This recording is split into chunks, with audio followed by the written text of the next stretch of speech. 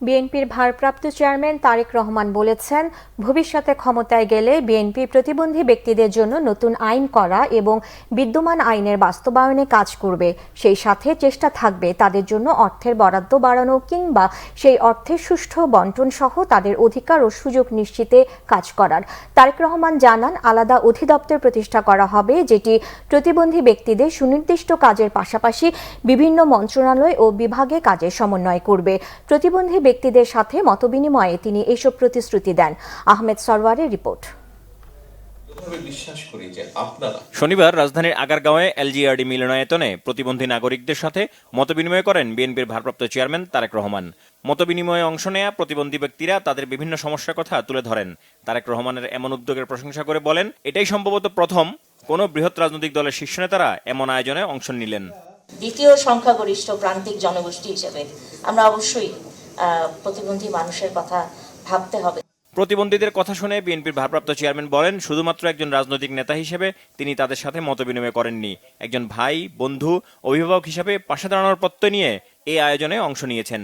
বাংলাদেশ জাতীয়তাবাদী দল বিএনপি জনগণের সমর্থনে রাষ্ট্র পরিচালনার দায়িত্ব পেলে করার চেষ্টা করবে। অবশ্যই দেশের অন্যান্য সকল নাগরিকের মতন আপনাদের নাগরিক অধিকার ও সুযোগ সুবিধা সঠিকভাবে এবং সমানভাবে পৌঁছে দেওয়ার, নতুন আইন প্রণয়ন, বিদ্যমান আইনের সঠিক বাস্তবায়ন, বরাদ্দকৃত অর্থের পরিমাণ বৃদ্ধি কিংবা সেই অর্থের সুষম বণ্টন, যেভাবেই হোক আমাদের চেষ্টা থাকবে আপনাদের অধিকার ও সুযোগগুলোকে নিশ্চিত করার।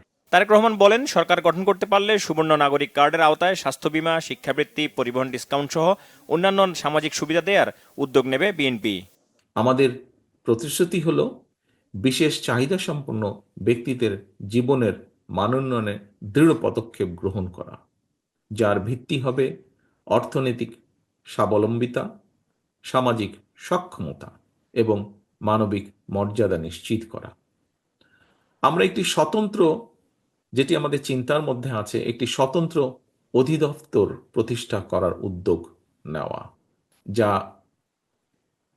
যা প্রতিবন্ধী ব্যক্তিদের, প্রতিবন্ধী ভাইদের, বোনদের জন্য সুনির্দিষ্ট কার্যক্রম পরিচালনার পাশাপাশি বিভিন্ন মন্ত্রণালয় বা বিভাগের কার্যক্রম সমন্বয় করবে।